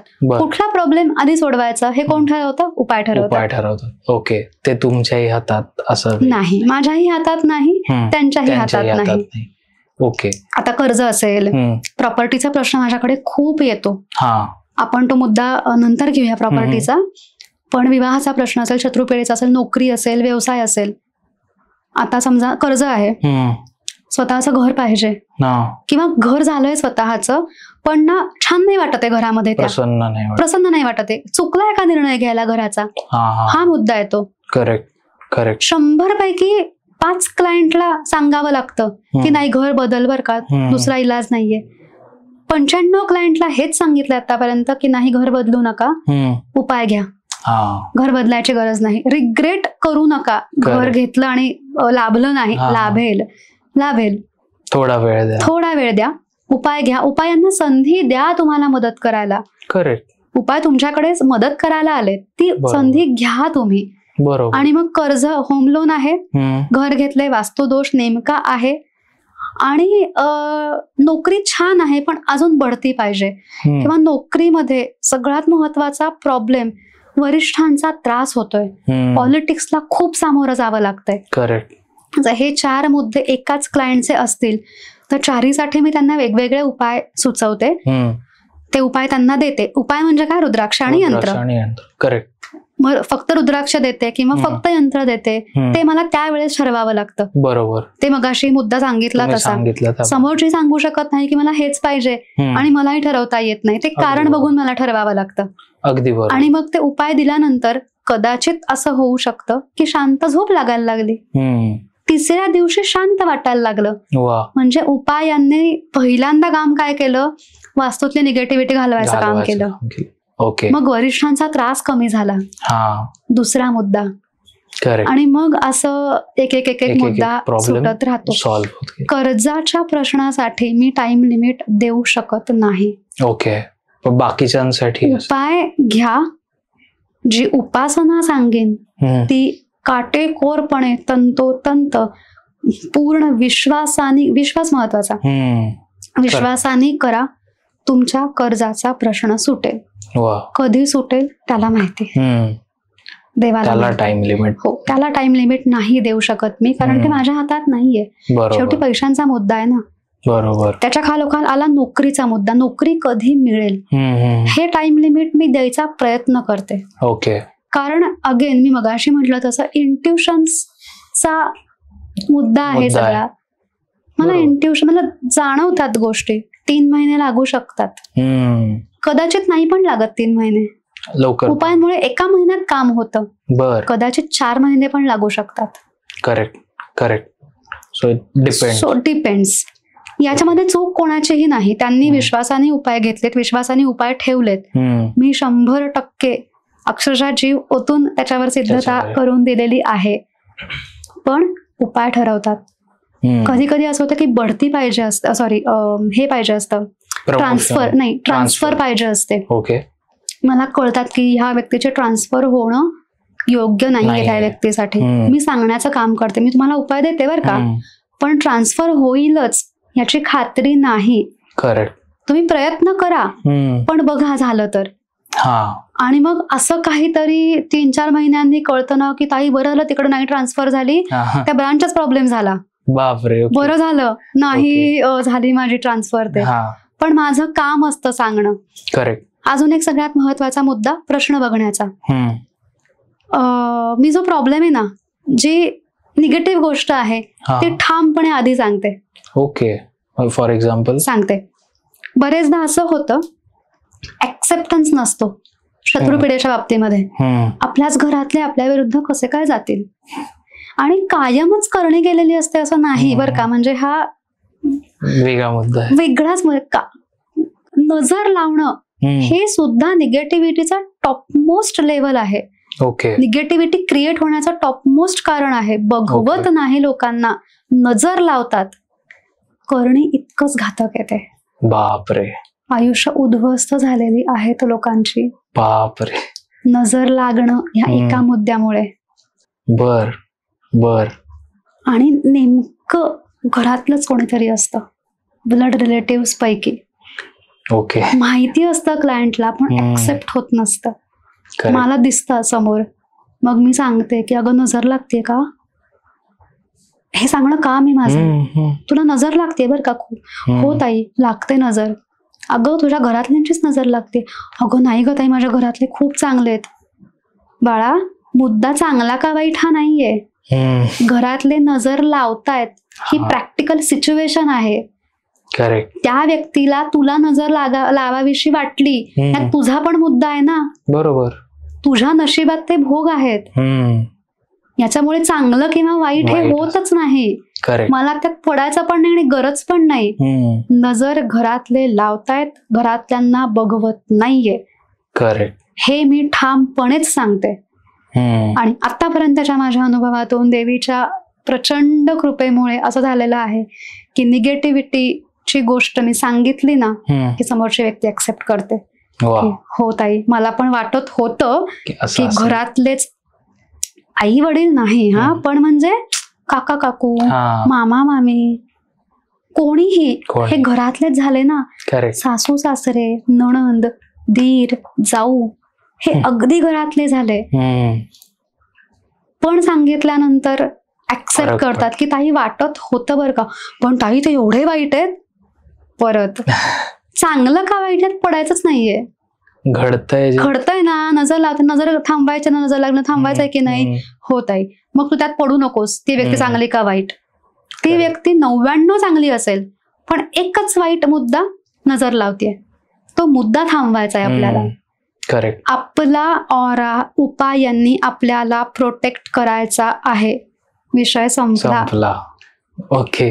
नजर लागते, भिंत घाला, उपायांची भिंत घालून घ्या. नजर लागणारच नाही. वास्तुदोष आहे, उपायांची भिंत वास्तूला घाला. वास्तुदोष 100% जाणार. स्वभावात दोष आहे, जो स्वाभाविक दोष आहे तो दोष घालवा.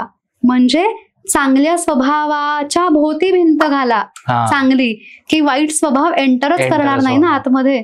प्रॉब्लेम संपला. वा, खरंय. आता म्हणजे प्रेक्षकांनाही हा मुद्दा, म्हणजे ऑफकोर्स तुम्ही सांगितलं होतं तर पटलाच असणार आहे, पण एक वेगळाच मला मुद्दा इथे तुम्हाला विचारावा वाटेल की बऱ्याच लोकांच्या घरी, आता आपण मगाशी यंत्र आणि या बाबतीत बोलतोय, सो खूप लोकांच्या घरी श्रीयंत्र असणार आहे. आता आपण उपाय देतोय त्याच्यामध्ये ते यंत्र असणार. मग हा प्रश्न नक्कीच येणार की मग आम्ही श्रीयंत्र नाही का वापरायचं, याचा अर्थ आमच्या घरी नाही ठेवायचं का? तर याला तुम्ही काय सांगते. मुळात श्रीयंत्र वापरणं अतिशय योग्य आहे. मुद्दा असा आहे की मला म्हणजे श्रीयंत्र वापरणं चांगलंच.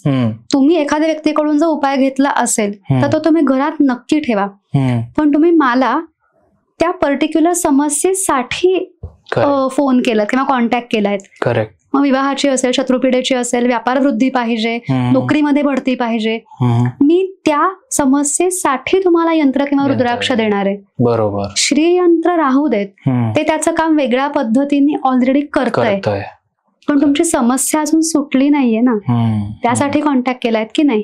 मग आपले यंत्र त्या म्हणजे अगेन सब्जेक्टिव्ह मॅटर आहे. ओके. त्याप्रमाणे अनेक क्लायंट असे आहेत की ज्यांच्याकडे ऑलरेडी आधीचे उपाय असतात इतरांकडून घेतलेले.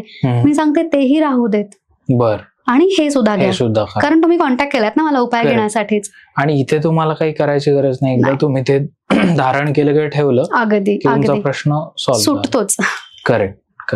तर मयुरीजी, आता सगळ्या आमच्या सबस्क्रायबर्सचा आवडीचा सेगमेंट आहे हा, ज्याच्यामध्ये तुमचे अनुभव, तुम्ही जेवढ्या लोकांना कन्सल्ट केलंय त्यांना काय पॉझिटिव्ह इफेक्ट्स आलेत, कुठल्या प्रकारचे ते अनुभव होते, तर हे आम्हाला आता तुम्ही प्लीज सांगा. नक्की. एक क्लायंट माझ्याकडे अशी आलेली होती की जिची प्रॉपर्टी विषयी केस चालू होती. ओके. 2 पिढ्यांपूर्वीची ती केस होती. ओके. आणि ऍक्च्युली केस बेसलेस होती. बर. पण ती जी समोरची पार्टी होती जिने तो दावा केलेला होता, तो उगाच कुरघोडी करण्याच्या आणि सगळं हडप करण्याच्या वेळी केलेला होता. बर. तर ते दोघं नवरा बायकोनी मला कॉन्टॅक्ट केला की अशी प्रॉपर्टी विषयी केस आहे आणि आम्हाला ह्यातनं आता पुढे काय होणार आहे ते कळत नाहीये. तर प्रश्न बघितला, शत्रुपीडेचं मेन कारण कळलं की शत्रुपीडेमुळे प्रॉपर्टी विषयीची केस मध्ये तुम्ही अडकलेला आहात. बापरे. ओके. मग त्यांना त्याप्रमाणे उपाय दिले आणि आता अगदी केस सुटायच्या मार्गावर आहे. आणि उपाय द्यायच्या आधीची त्यांची मनस्थिती, प्रचंड टेन्शन, समोरच्या पार्टीकडून खूप ताणतणाव की आता राहतं घर जातंय की काय, इथपर्यंत आलेली परिस्थिती. आता ते नवरा बायको शांतपणे कोर्टामध्ये त्या डेटला जातात. सगळं त्यांच्या बाजूनी घडतं. जज कडून जे यायचा निर्णय त्यांच्या बाजूनी येतो आणि शांतपणे हसत खेळत घरी येतात. आणि आता ती केस शेवटच्या टप्प्याला येऊन ठेपलेली आहे. पण मग त्यांना तुम्ही काय उपाय? शत्रुपीडा निवारण यंत्र, रुद्राक्ष आणि उपासना. अच्छा, या गोष्टींनी उपासना. हो, ऑलमोस्ट म्हणजे प्रॉपर्टीची केस आहे, आपण तिकडे टाइम लिमिट नाही देऊ शकत कारण त्या कोर्टाच्या डेट्स पडतात ना. करेक्ट. पण आता असं झालंय की पॉझिटिव्हिटी वाढलीये, कॉन्फिडन्स वाढलाय की आम्ही त्यांचं चुकीचं केलेलं नाही, सो ते उपाय त्यांच्याकडे गेलेत. बर. एखादी पैशांच्या रिलेटेड, मनी रिलेटेड अशी? हो, सांगते. एक केस अशी माझ्याकडे, आता पैशांशी रिलेटेडच आहे ही गोष्ट ऍक्च्युली, पण त्याला मुद्दा थोडा वेगळा आहे. बर. एक व्यक्ती माझ्याकडे आले होते, ते भिक्षुकी करतात हा. आणि त्यांना भिक्षुकीचा व्यवसाय वाढवायचा होता. त्यांचं लग्न झालंय, त्यांना मुलं बाळ आहेत. बर. आई वडील मुलं आणि बायको असं एकत्र राहतात ते. त्यांच्या आई वडिलांना समजतच नव्हतं मुलाला नक्की काय म्हणायचंय. बर. ओके. म्हणजे आता त्यांना राहतं घर सोडून दुसरीकडे चांगल्या ठिकाणी शिफ्ट व्हायचं होतं त्यांच्या भिक्षुकीच्या व्यवसायासाठी. आणि त्यांचे एजेड आई वडील असतील 65-70चे वगैरे. आई वडील ऐकतच नव्हते की नाही इथंच राहायचं, तू काहीतरी तुझ्या स्वार्थासाठी सांगतोयस. आणि मग ते आई वडील फार निगेटिव्ह झोन मध्ये गेले स्वतःच्याच मुलाकडे बघण्याच्या दृष्टिकोनाच्या दृष्टीने. आणि मग त्यांनी मला फोन केला की असं असं आहे व्यापार वृद्धी. मी त्यांना म्हटलं की तुमच्या घरातच क्लॅशेस आहेत. प्रश्न बघितला, घरामध्ये व्यक्तिगत क्लॅशेस आहेत, व्यक्तींची मन कलुषित झालेली आहेत एकमेकांबद्दल, तुम्हाला समजत नाही नक्की काय म्हणायचंय. मग ते म्हणाले की हो, आई बाबांना समजतच नाही मला काय म्हणायचंय. म्हणलं व्यापार वृद्धी न होण्याचा मुद्दा काय आहे, आई बाबांना समजत नाही तुम्हाला काय म्हणायचंय आणि तुम्हाला राहतं घर सोडून दुसरीकडे राहायला जाण्याशिवाय पर्याय नाहीये. मग त्यांना व्यक्तिक्लेश निवारक उपाय दिले, व्यापार वृद्धीचे उपाय दिले, यंत्र रुद्राक्ष कॉम्बिनेशन. एक वेळ अशी आली की आई वडिलांना त्यांच्या मुलाला काय म्हणायचंय हे अगदी तंतोतंत कळलं. आणि आई वडिलांनी पुढाकार घेतला की आपण घर बदलूया. आणि त्यांना प्रॉपर्टीची पण यंत्र दिलेली होती, उपाय दिलेले होते. त्यांची ते राहतं घर सोडून पण त्यांना दुसरीकडे खूप चांगलं घर मिळालं, त्यांना पाहिजे तसं. आणि सगळे एकत्र छान, म्हणजे त्यांचा व्यापार वृद्धी पण झाली. मन कलुषित झालेली होती ती व्यक्तिक्लेश निवारक उपायांमुळे ती नॉर्मलाइज झालं सगळं. एखादा विवाह रिलेटेड कुठला अनुभव? हो,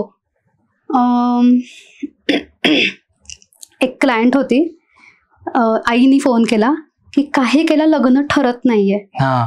प्रश्न बघितला, खूपच अपेक्षा होत्या त्या मुलीच्या, कारण तिला स्वतःला खूप चांगलं पॅकेज. मला त्यांना सांगावं लागलं की तुम्ही तुमच्या अपेक्षा कमी करा. अपेक्षा कमी केल्यानंतर ह्या पद्धतीने मुलगा मिळेल आणि लग्न होईल. खरंच देवीची कृपा, त्यांनी अपेक्षा कमी केल्या, उत्तम स्थळ मिळालं, छान लग्न करून सुखी आहेत दोघं. अशी अजून एक माझ्याकडे केस आलेली होती. त्यांनी त्यांच्या बऱ्याच प्रॉब्लेमसाठी एक एक करत माझ्याकडनं उपाय घेतले.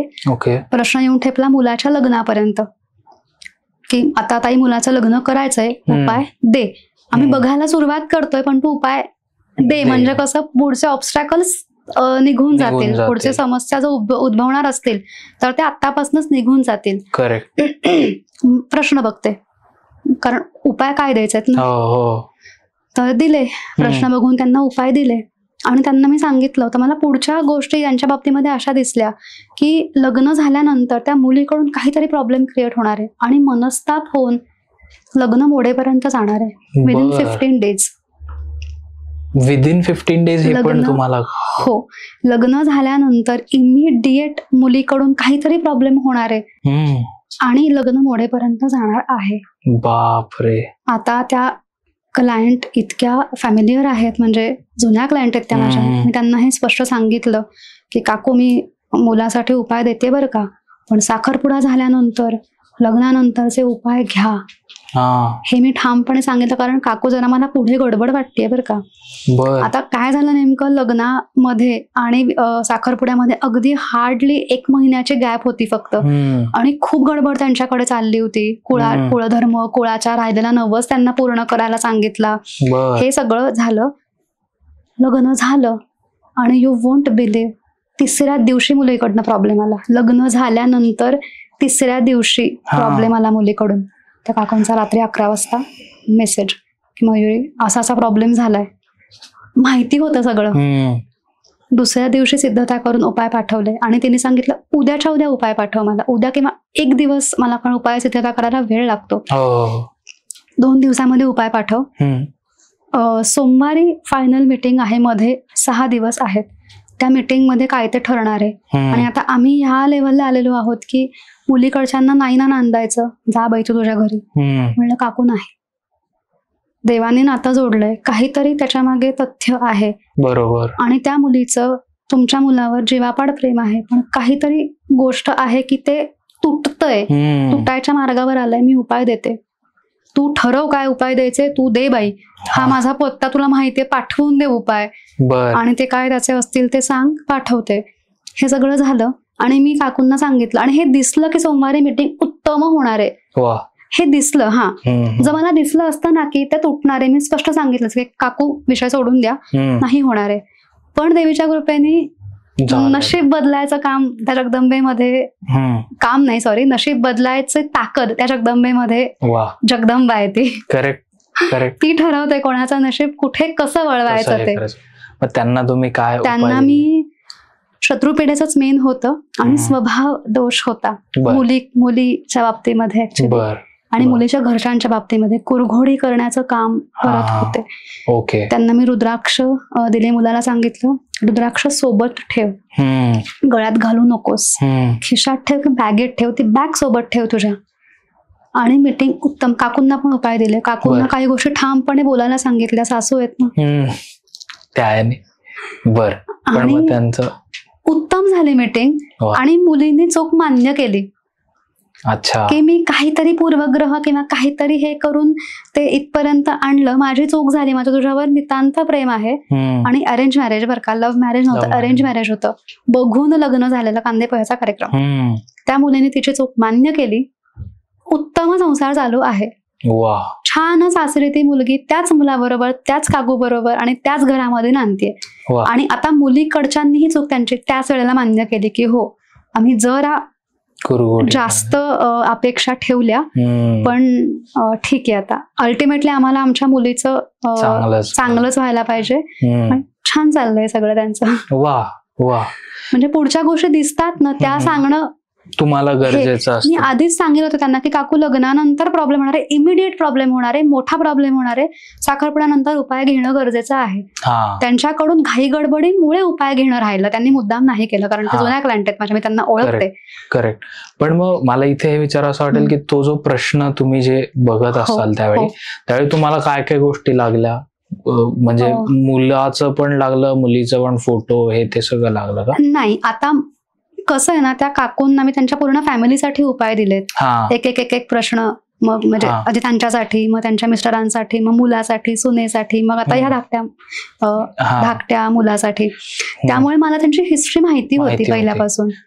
सो मला हे कळलं की त्याच्याच नशिबामध्ये म्हणू आपण, हा ब्लॉक आहे लग्नाचा. तो ब्लॉक घालवण्याचं काम उपायांनी साध्य केलं. कारण की जर समजा असं कोणाला प्रॉब्लेम असेल तर ते विचारतील की मग आम्ही मुलीचं पण तुम्हाला पाठवावं लागेल का, मुलाचं पण पाठवावं लागेल का? आता मला पॉडकास्ट बघून जे नवीन क्लायंट येणार आहेत ना, त्यांच्या आयुष्यामध्ये ऑलरेडी प्रॉब्लेम आहेत ना नवरा बायकोमध्ये, मग मला दोघांचे कन्सल्टेशन करावं लागतं. कारण नक्की प्रॉब्लेम समजायला, लग्नातला म्हणजे कपल्स मध्ये जो प्रॉब्लेम असतो ना, तुम्हाला दोघांचा बघावा लागतो. आता अजून इथे एक मुद्दा, पुढचा अनुभव यालाच जोडून सांगते की मगाशी आपण सरस्वती रुद्राक्षाबद्दलचे बोललो, सरस्वती उपायांबद्दल. मुलगी ऐकत नाही, अभ्यास करते ताई ती, पण लक्ष देऊन अभ्यास करत नाही. मला मुलीचा फोटो आणि मुलीचे डिटेल्स, मग मी विचारते, प्रश्न बघते, कळतं की मुलगी हेखेखोर पण आहे, ऐकत नाहीये ती. उपाय दिल्यानंतर ती तिचंच मत खरं करणार आहे. मग मला आईला पण उपाय द्यावे लागतात की तिने तुझं पण ऐकलं पाहिजे आई म्हणून, तिने इन्फ्लुएन्स नाही व्हायला पाहिजे इतर लोकांचं किंवा इतर मित्रमंडळींसाठी. मग मला ऍडिशन उपाय द्यावे लागतात. तशा पद्धतीने सगळा मुद्दा हा प्रश्नाशी येतो. कारण काही असे अनुभव आहेत का, जसं तुम्ही मगाशी सांगितलं की नवरा काही केलं ऐकत नाहीये किंवा बायको चिडचिड करतेय, मग ते मन वळवण्याच्या ह्याने तसे? एक क्लायंट आहेत, त्यांचा मला फोन आला होता की नवरा सासूच्या इन्फ्लुएन्स मध्ये आहे असं मला वाटतंय ताई, तुम्ही प्रश्न बघा. नवरा ऐकतच नाही, आमच्यामध्ये प्रेम आहे पण हेखेखोरपणा खूप आहे, तर नक्की काय होतंय? प्रश्न बघितला, कळलं की खरंच सासू आणि अजून एक व्यक्ती त्यांचा इन्फ्लुएन्स्ड आहे. मग तिला सांगितलं मी की ह्या कारणामुळे नवरा असं असं वागतोय. मग तिला त्या पद्धतीने रुद्राक्ष, शत्रुपीडा निवारण यंत्र, वास्तुदोष नाशक यंत्र, हे सगळं रुद्राक्ष हे दिलं. आणि सगळ्यात महत्वाचा मुद्दा काय झाला माहितीये उपाय आल्यानंतर, तिचं म्हणणं काय होतं की मी काय म्हणते हे नवऱ्याला कळतच नाही. त्याच्यापर्यंत पोहोचतच नाही. तो भांडायलाच उठतो डायरेक्ट किंवा निघून जातो. मुद्दाच ऐकून घेत नाही. मुद्दा ऐकून घेतल्यानंतर पुढचे प्रश्न सुटतील ना, पण ऐकूनच घेत नाही. मनस्थितीतच नसतो ऐकायच्या.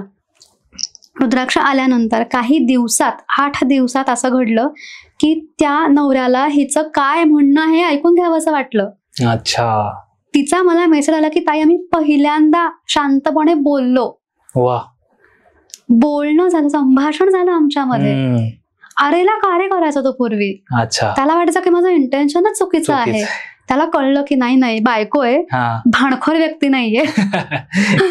आणि मग नंतर शत्रुपीडेचं जे होतं, सासू खरंच खूप कब्जात ठेवत होती आणि जे होतच ते मला सांगावंच लागलं की हे असं सासूमुळे प्रॉब्लेम होतोय बरं का, बी अवेअर. ते म्हणले की हो मला माहिती आहे सासूमुळे होतोय, पण तुमच्याकडनं कन्फर्म करायचं होतं की नक्की होतोय का. म्हटलं हो नक्की होतोय. आणि अजून एक कोणीतरी व्यक्ती आहे. ते उपाय दिल्यानंतर, ते सगळे एकत्रच मी उपाय दिले, कारण एकत्र सिद्धता केल्यानंतर इफेक्ट लवकर येतो आणि सिद्धता मस्त बसते त्याच्यावर. शत्रुपीडेमुळे प्रॉब्लेम होतोय ना, मग सगळे रुद्राक्ष आणि जी यंत्र म्हणजे जी यंत्र आणि रुद्राक्ष लागणार होते ते सगळं एकत्र सिद्ध केलं मी. एकत्रची ताकदच वेगळी असते, एक सिंगल देण्यापेक्षा. तर ते दिलं. आणि पहिल्यांदा आयुष्यात तिने सांगितलं मला की नवरा सासूच्या विरुद्ध बोलला की आई तू थोडं चुकतेस बरं का, तू थोडं लक्षात आमच्या संसारातलं प्लीज थोडं कमी कर. लग्नाला आमच्या 15 वर्ष झाली आहेत. बापरे. आता जरा आम्हाला आमची स्पेस प्लीज दे.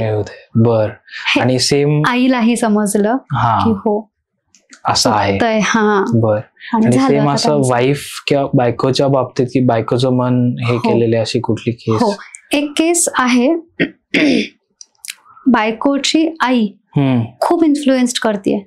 आणि अजून एक व्यक्ती, नांदायचंच नाहीये तिला, नांदायचंच नव्हतं, नाही यायचंच नाहीये तुझ्याकडे परत. बापरे. प्रश्न बघितला, म्हंटल वेगळं राहावं लागणार आहे बर का. तुझ्या बायकोचं तुझ्या आई वडिलांबरोबर पुढचे 3 ते 8 महिने अजिबात पटणार नाहीये. 3 ते 8 महिन्यासाठी सॅक्रिफाईस करायला तयार असशील तर उपाय घे, नाहीतर निर्णय घे. बापरे. इतकं स्पष्ट सांगावं लागतं मला. इतकं स्पष्ट सांगितल्यानंतर ताई निर्णय नाही घ्यायचा, बायकोवर प्रेम आहे. मग वेगळं बिराड करायचं. किती दिवसांसाठी? 3 महिने ते 8 महिने. आणि मला खात्री आहे 8व्या महिन्याच्या आत ते एकत्र राहायला लागतील.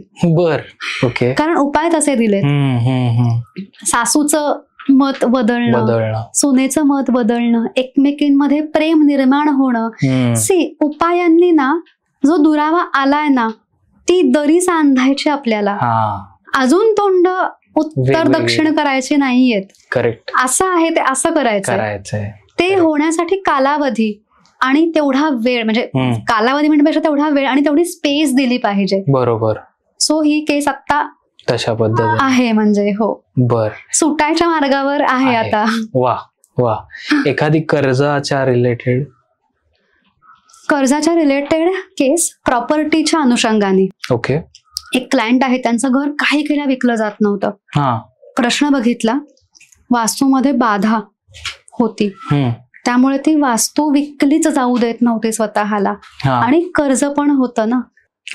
वास्तू विकली गेल्यानंतर कर्ज फिटणार होतं. त्यांना वास्तुदोषाचे उपाय दिले. वास्तुदोषाचा उपाय दिल्यानंतर विश्वास बसणार नाही, 3ऱ्या दिवशी त्या व्यक्तीला 5 फोन आले, तुमचं घर बघायला येतोय, विकायचंय घर. बापरे. आता ह्याचाच पुढचा मुद्दा, घर विकलं जात होतं पण आता म्हणजे टेनंट ठेवलंय त्यांनी त्या घरामध्ये, ते टेनंट हलतच नव्हते. हो, किंवा मला एक रक्कम द्या मगच आम्ही घर सोडू. असा तो सगळा गुंतागुंतीचा प्रॉपर्टीचा मुद्दा होता. मी त्यांना सांगितलं की टेनंटनी जी रक्कम सांगितलेली आहे तेवढी टेनंटला द्यावी लागणार नाही, त्याच्यापेक्षा खूप कमी रक्कम पण रक्कम द्यावी लागेल. पहिला मुद्दा. दुसरा मुद्दा, तुम्हाला त्यामध्ये म्हणजे त्यांचं घर विकून देण्यामध्ये तुम्हाला तुमचे नातेवाईकच मदत करतील, तुम्ही मदत घ्या, तत्व मध्ये आणू नका. तुम्ही सांगा नातेवाईकांना की असं असं करते बरं का, जरा असा असा प्रॉब्लेम आहे, जरा बघशील तेवढं. दोन्ही गोष्टी झाल्या. तो टेनंट कमी पैशात घर सोडायला तयार झाला. म्हणजे त्या घरावरचं मन उडलं, कारण बोलताना असंच बोलणं झालेलं होतं की आम्ही घर विकणार आहोत बरं का. म्हणजे सगळं क्लिअर व्यवहार होता, कुठे फसवणूक नव्हती टेनंटची. आणि त्यांच्या घरातल्याच एका व्यक्तीने, नातेवाईकांनी पुढाकार घेऊन की अगं तू एवढा प्रॉब्लेम मध्ये होती, मला माहितीच नव्हतं, सांगितलं का नाही आधी. सो ते उपाय दिले आणि आता घर विकलं गेलेलं आहे.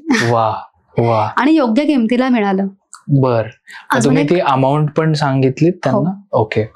साधारण अमाऊंट मिळती जुळतीच झाली. अजून एक प्रॉपर्टीचाच प्रश्न होता, अगेन कर्जाचाच मुद्दा. घर विकलं गेलं की कर्ज बऱ्यापैकी कमी होणार होतं. आणि त्यांचं काय चुकत होतं, उपाय वगैरे दिले सगळं पण घर विकलं जात नव्हतं. हा त्यांचा मुद्दा होता की काही उपाय घेऊन सुद्धा घर विकलं जात नाहीये, प्रश्न बघशील का, अजून काही करायला पाहिजे का, उपासना किंवा अजून काही तुझ्याकडनं उपाय घ्यायला पाहिजेत का, कारण मल्टिपल उपाय असतात ना. प्रॉब्लेम बदलला की आपले उपाय बदलतात. त्यांना म्हटलं, नवरा बायकोंना त्या, की तुमचं चुकतंय, तुम्ही खूप जास्त अमाऊंटची अपेक्षा करताय. तुमचं घर ज्या लोकॅलिटीमध्ये आहे त्या लोकॅलिटीमध्ये ती किंमत येणार नाहीये. नाही पण ताई खूप खर्च केलाय. म्हटलं आता हे अवघड आहे. तुम्हाला येतायत ना गिराईक? हो गिराईक येतायत. मग का विकत नाही आहात? नाही एवढा खर्च केलाय. नाही असं करू नका. मग त्यांना कळलं इथे स्वभाव थोडा आड येतोय. मग त्यांनी ऐकलं आणि ऑलरेडी उपाय दिलेले होते. त्यांचं मन तयार होण्यासाठी त्यांना अजून उपाय दिले की ते तयार होतील आणि आनंदाने ते घर विकतील आणि घेणाऱ्यांना पण फायदा होईल. ऑफकोर्स झालं होतं ते. वा. त्यांना तुम्ही ते स्वभाव, स्वतःचा कॉन्फिडन्स वाढण्यासाठी जे आपण कधी कधी काय होतं ना, आपला आतला जो आवाज असतो ना तोच रोखतो आपल्याला कामं करायला. म्हणून होत नाहीत कामं. तो आतला आवाज बाहेर येण्यासाठी जो मी स्वभाव म्हटलं तो तिथे कारणीभूत ठरतो. ते उपाय दिले, ते पॉझिटिव्ह झाले. आता ते घर त्यांचं योग्य किमतीमध्ये विकायला तयार आहेत आणि आता त्यांना तसे येत आहेत, विचारतायत लोक. हो, ऑफर्स येत आहेत. एखादा जॉब रिलेटेड कुठला एक्सपिरियन्स? हो, खूप आहेत. जॉब मध्ये अनेक एक्सपिरियन्स आहेत. जॉब मिळत नाही किंवा वरिष्ठांचा त्रास होतो, या सगळ्यासाठी उपाय दिलेले आहेत. वरिष्ठांचे त्रास कमी झालेले आहेत, मनासारखा जॉब मिळालेला आहे आणि जे प्रोजेक्ट म्हणजे होऊ घातलेलं होतं पण त्यामध्ये त्या क्लायंटला इन होत नव्हते ते क्लायंट. उपाय दिल्यानंतर समोरून त्यांना विचारलं की तुम्ही यावर काय, या प्रोजेक्टमध्ये तुमचं उपस्थिती महत्वाची आहे. आणि बढती पण झालेली आहे, लोकांची प्रमोशन्स पण झालेली आहेत जॉबमध्ये. जॉब संदर्भात उपाय दिल्यानंतर थोडी पॉझिटिव्हिटी वाढलेली आहे. पैशांच्या रिलेटेड एखादा? पैशांच्या रिलेटेड हाच की म्हणजे कर्ज फिटत आलेली आहेत, काही काहींची कर्ज फिटलेली आहेत. पैसा काय होतं माहितीये का, पैशांशी रिलेटेड आता जॉब घ्या किंवा व्यवसाय घ्या, मुद्दा काय असतो, पैसा येतोय पण टिकत नाहीये. टिकण्यासाठी उपाय द्यावे लागतात. देते उपाय घेतात आणि पैसा येतो आणि टिकतो. पैसा फिल्टर्ड आउट होतो तिकडे. नजर जी चुकीची असते ना ते फिल्टर्ड आउट होते आणि प्युअर फॉर्म मध्ये ती मनी त्यांना वापरायला, ते पैसे त्यांना वापरायला मिळतात. आणि जॉब मध्ये बढती म्हणजे काय, पैसा वाढणंच आहे ना. व्यापार वाढणं, हा जॉब व्यापार वाढणं म्हणजे पैसा टिकणंच आहे, पैसा वाढणंच आहे. किंवा एकाची 2 घरं झाली, रेंटच्या घरातून स्वतःच्या घरामध्ये गेलं, पैसा वाढणंच आहे इन फॉर्म ऑफ होम.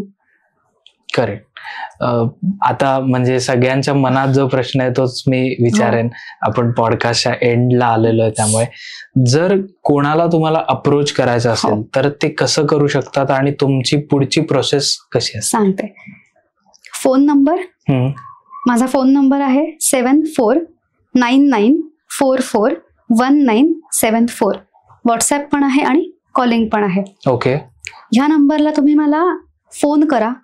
मी जर फोन काही कारणाने उचलू शकले नाही, बिझी लागला, तर मला व्हॉट्सअप करा.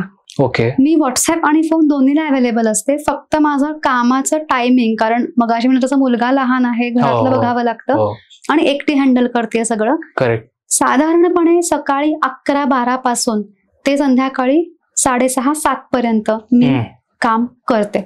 ओके. लोकांचे फोन, क्लायंटचे फोन अटेंड करणं, त्यांना उपाय सांगणं आणि हे 100% ऑनलाईन करते. ओके. ओके. बऱ्याचदा मुद्दा येतो की तुम्हाला भेटायचंय, नाही शक्य होत भेटणं. बरोबर. आणि भेटून काही वेगळे मुद्दे नाही सांगणारे. करेक्ट. फोनवर होत आहे सध्या.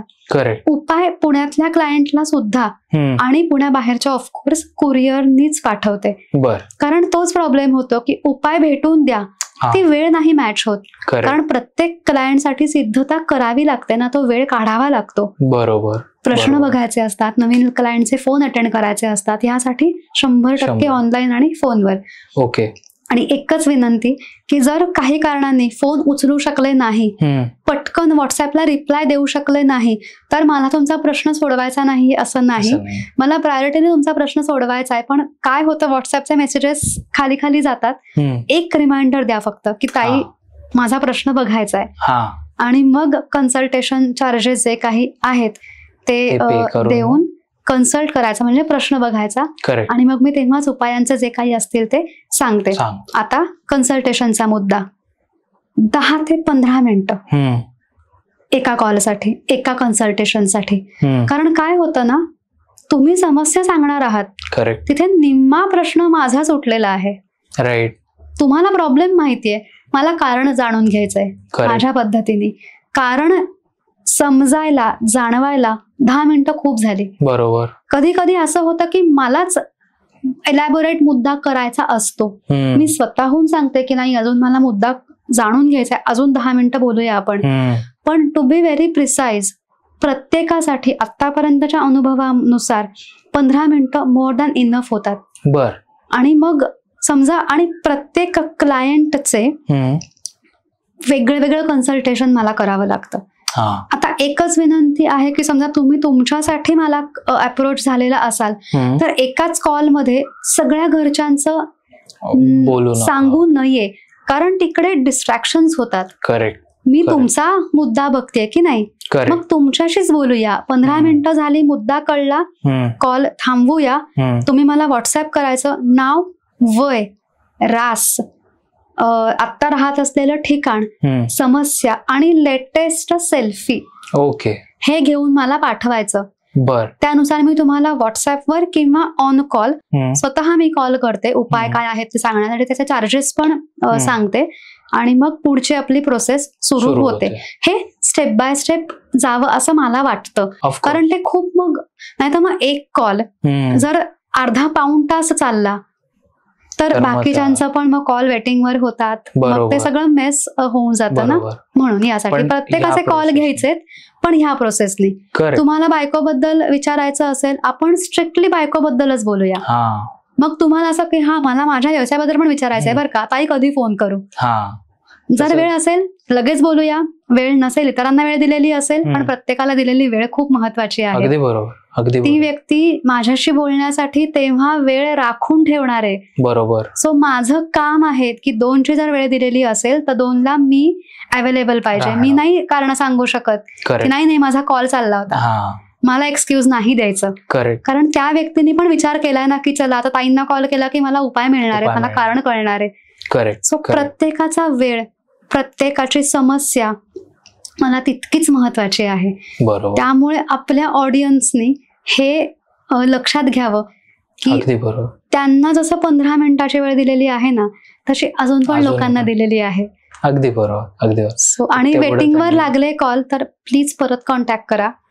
नाही उचलला तर व्हॉट्सअप करा, मी नक्की रिप्लाय, थोडा वेळ लागू शकेल कदाचित, पण मी रिप्लाय 100% देणार.